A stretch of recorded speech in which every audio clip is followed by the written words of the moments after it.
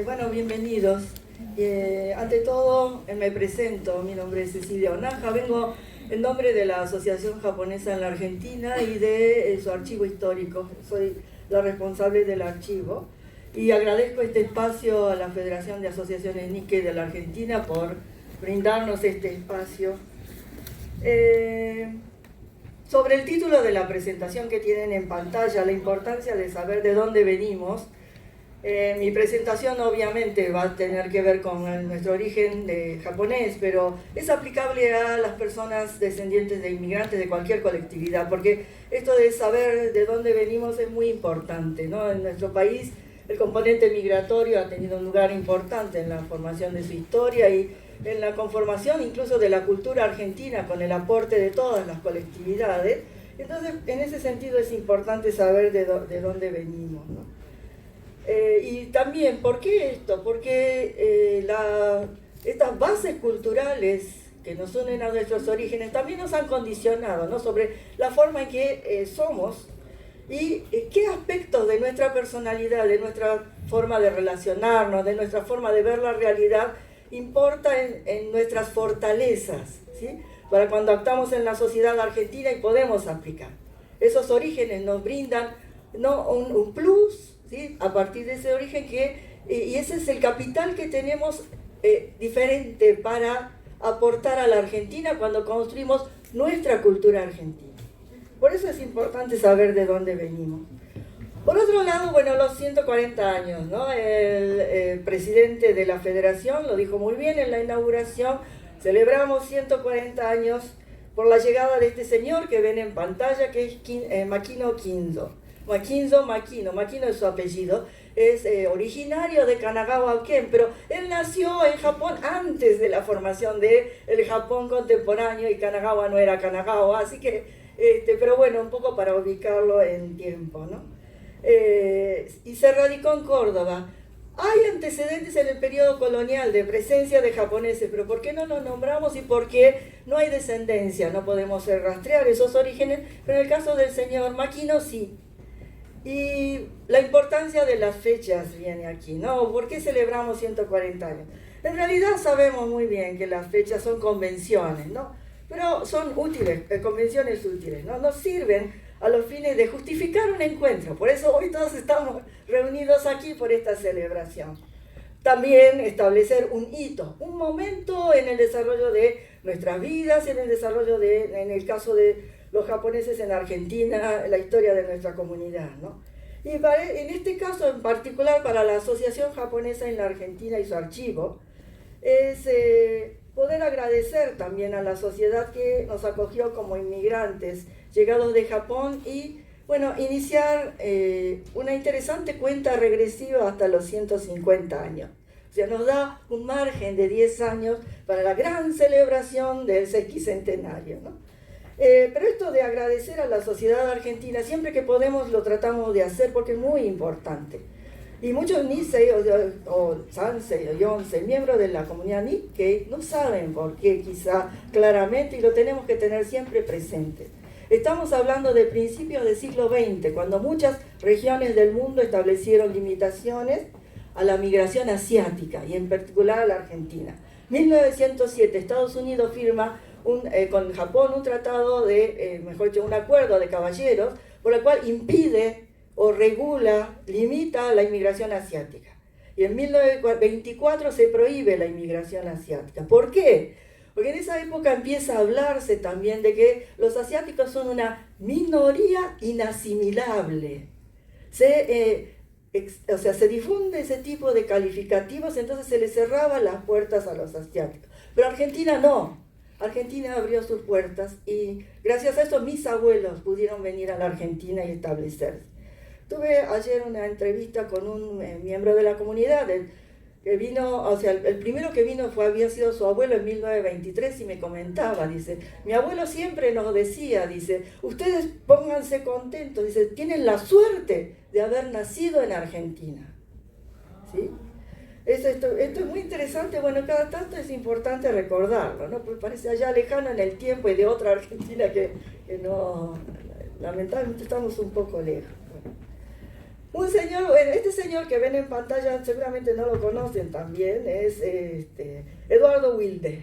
Eduardo Wilde fue ministro de Salud del general Roca, de Julio Argentino Roca, en su presidencia.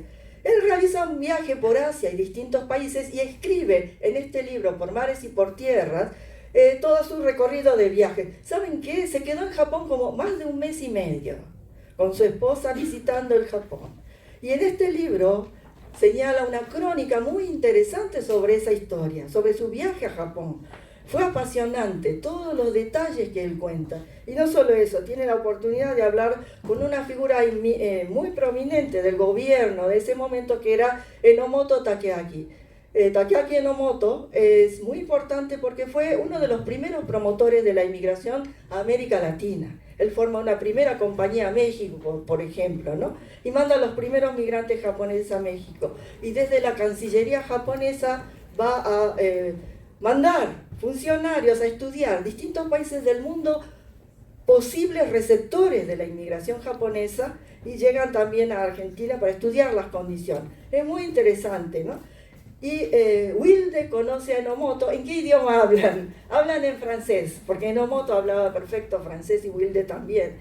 Y se entienden de maravillas. Y una de las cosas que destaca Wilde es: el señor Enomoto es un excelente herrero. Entonces nos quedamos un poco no pensativos de, bueno, cómo pondera una actividad artesanal que nosotros, para un diplomático y una figura, ¿no?, un militar importante, un marino, quizás uno de los forjadores de la flota de Meiji, del tiempo de Meiji, ¿no?, la primera flota de marina japonesa, era herrero también y tenía muchos conocimientos, ¿no?, de la parte de materiales. Pero lo que quedó en el tintero y que no pudo progresar, Enomoto le ofrece también reconocer su título de médico a Wilde en Japón y le pide que le mande los papeles para registrarlos en Japón. Pero este trámite no prospera, y es al día de hoy que no hay reconocimiento de títulos mutuos. Si Wilde lo hubiera hecho, quizá qué diferente hubiera sido la historia también profesional entre los dos países, ¿no? Bueno, esta primera parte, tengo 30 minutos y no tengo mucho tiempo, lo voy a dar los puntos más importantes de la comunidad japonesa en la Argentina, para que los que no conocen tengan una idea. No vino por programas, por planes, por acuerdos, por compañías, sino por cadenas migratorias, ¿sí? Fue la comunicación de boca en boca, diciendo que la Argentina tenía muy buenas condiciones de trabajo y vida, que hizo que los primeros japoneses que habían ido a las plantaciones de café del Brasil y se encontraban con las casas de los esclavos para vivir, decidieran irse a la Argentina. Y acá encontraron un paraíso comparado con eso. Y eso empezó a desarrollar una cadena migratoria que va a continuar a lo largo de toda la primera mitad del siglo XX. Y por eso es que tenemos tantos okinawenses en Argentina. Es que ellos llegaron a través de este mensaje de boca en boca, ¿no? Lo que ven a la derecha de su pantalla es la sede de la Asociación Japonesa en la Argentina, que va a ser, esta es la segunda sede, que va a ser construida en 1961, ¿no? Esta sede está construida a partir de la ayuda del gobierno japonés para establecer un local en donde se pudieran alojar temporalmente los migrantes que llegaran después de la Segunda Guerra Mundial, a partir del primer tratado formal de migración entre los dos países, ¿sí? Y a la izquierda ustedes tienen la sede actual del Centro Okinawense en la Argentina, un magnífico edificio moderno ubicado en la avenida San Juan, casi Jujuy. Los invito a los que no conocen a acercarse, y que también, un poco si comparamos los dos edificios en tiempo y forma, ¿no?, tiene que ver con esa historia. Creo que es una metáfora interesante de ver, ¿no?, porque el Centro Okinawense tiene semejante edificio y la Asociación Japonesa este edificio de estilo, de época también, ¿no?, importante. Ahora vamos a pasar al presente y la proyección. Lo que ven en esa maraña de hilos que ven allí es un modelo que armó una discípula mía, la doctora Silvina Gómez, sobre las redes que unen las distintas entidades de la sociedad japonesa en Argentina. Fíjense qué maraña de asociaciones y puntos. Hay varios nodos. No, tampoco se puede leer bien aquí, pero en el nodo central figura Fana, figura Koa como lugares centrales, figura el Jardín Japonés, figura Asociación Japonesa, figura Kyoren, figura también otras instituciones como Asociación Japonesa de Florencio Varela y demás. Y todas las líneas que ven entretejidas son todas las conexiones. Quizá uno de los grandes problemas que tiene la sociedad japonesa o la comunidad japonesa es esta dispersión de esfuerzos a partir de tantas instituciones. Para darles una idea más clara de esta dispersión, esto es el mapa de Okinawa.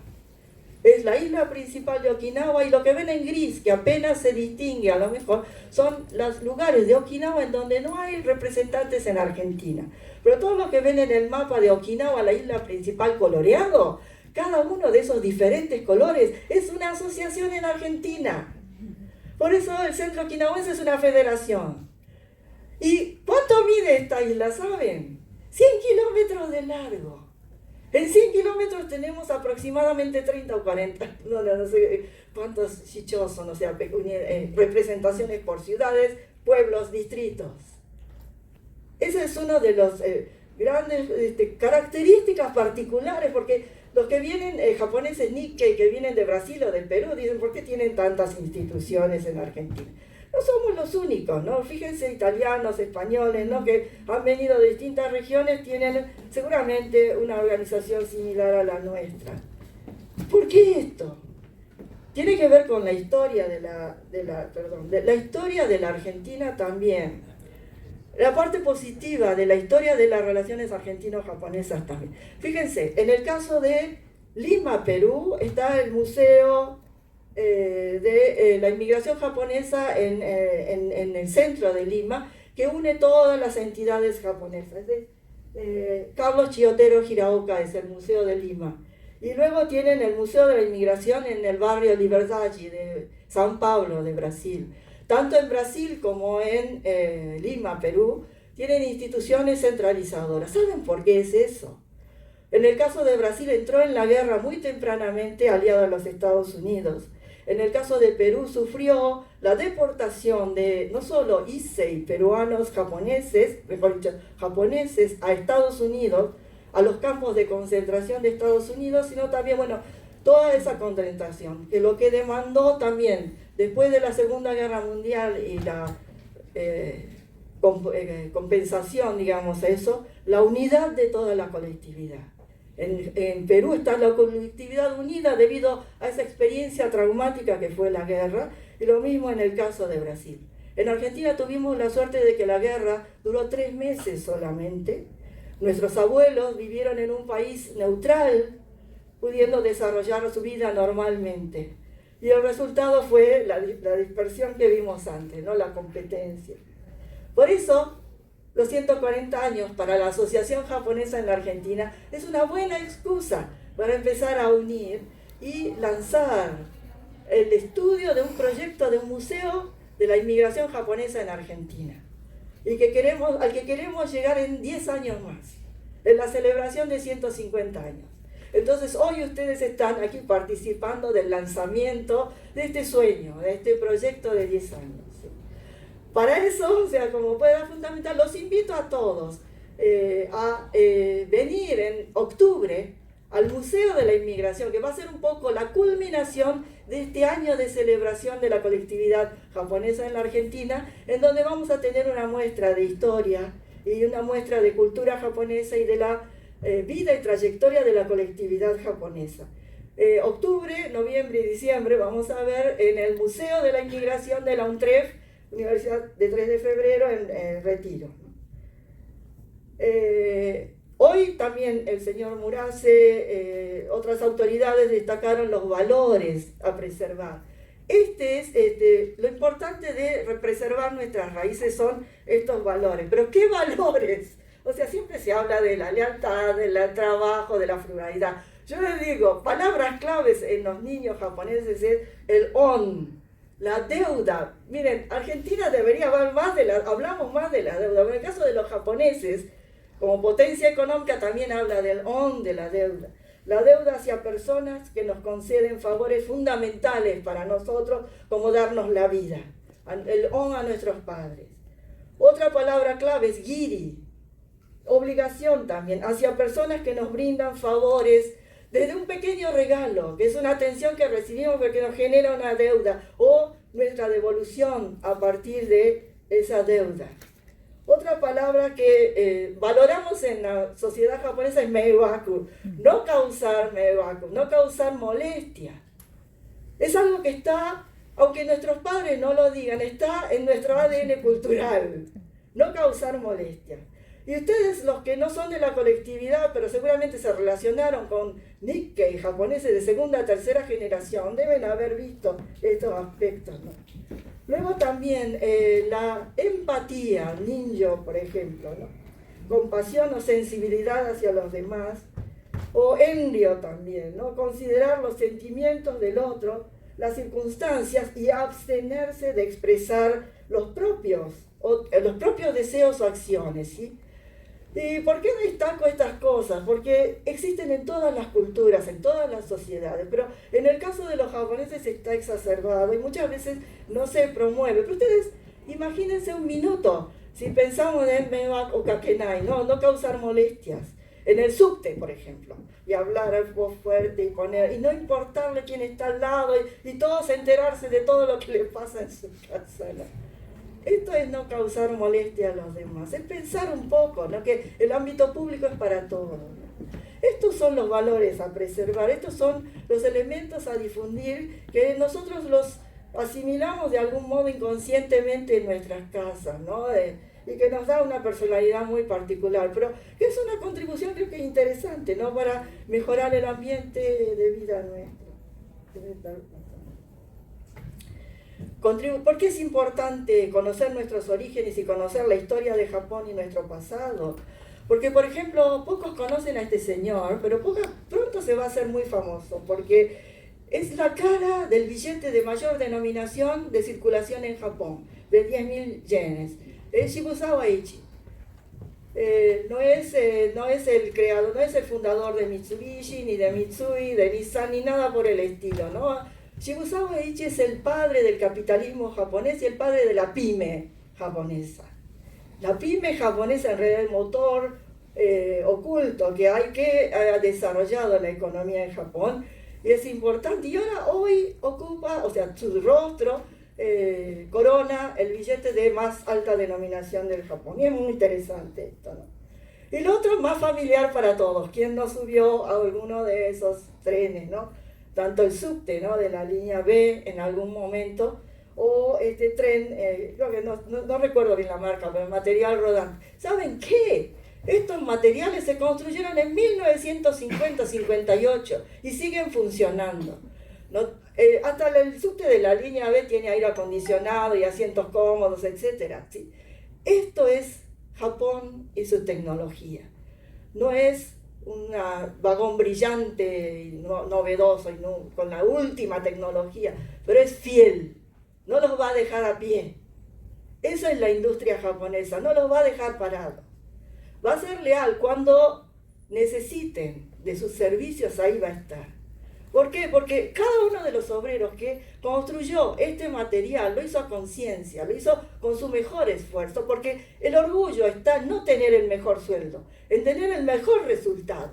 Lo que importa es el resultado del trabajo, que sirva a la sociedad, que sirva a los demás. Entonces no aspirar a lo más brillante, a lo más nuevo, a lo tecnológico, lo que nos deslumbra, pero después nos deja a pie a veces. Esto es un poco, ¿no?, lo que puede aportar Japón, de lo que los Nikkei, Nisei, Sansei, Yonsei debemos sentirnos orgullosos. Nos da orgullo, ¿sí? Y lo que podemos aportar para mejorar nuestra sociedad argentina, ¿sí? Creo que es la mejor forma de contribuir al desarrollo de nuestro país, ¿sí? Y bueno, para darles otro ejemplo de la contribución de la comunidad japonesa y por el cual todos los Nikkei nos debemos sentir orgullosos y seguir trabajando, ¿no?, de la misma forma, es este jardín japonés que hay en Palermo también, y que, bueno, en su momento fue en el año 86, cuando celebramos los 100 años, la Asociación Japonesa brindó a la comunidad argentina en agradecimiento. Esperamos en los 150 poder brindar, ¿no?, un nuevo regalo en eterno agradecimiento. Tiene que ver esto con el on, o el guiri que les mencioné antes, ¿no? Nuestro agradecimiento hacia la sociedad argentina, porque cuando otras regiones del mundo cerraban sus puertas, aquí nos dieron un lugar para poder desarrollarnos y en ese modo, bueno, nos sentimos agradecidos. No voy a pasar el video, pero bueno, todos conocen el jardín japonés, así que si no, los invito a verlo, que es nuestra forma de agradecer. Bueno, y creo que con esto terminamos. Termino con una frase que justamente hace 2 o 3 días atrás el ingeniero Quijara te mencionó, ¿no? Que es importante por ahí recordar. Nosotros Nikkei o japoneses también no somos mejores ni los peores, sino somos diferentes. Perdón que está mal compaginada la frase. No somos ni mejores ni peores, somos diferentes. Y diferentes en el sentido de, con esa diferencia, ese plus es el que queremos contribuir a la construcción de la cultura argentina también. Bueno, hasta octubre en el Museo de la Inmigración en Utrecht, y muchas gracias por escucharme hoy. Gracias.